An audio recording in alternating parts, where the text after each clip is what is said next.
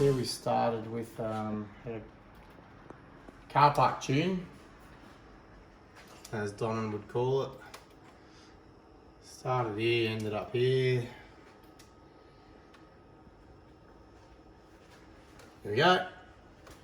So peak power was 91 versus nearly 107, so it's a big gain in percentage wise, probably over 20%. Here's why. Boost, an extra 4.2 pounds of boost. So we're actually showing you, it's no car park tune, we're showing you why, what, how it's done. There's the torque difference. And we've achieved all that with running the correct AFRs as well and topped up. That's it guys, that's a 2.5 litre Navara. If you got one of these, we can hot it up. See you straight to me. Thanks guys.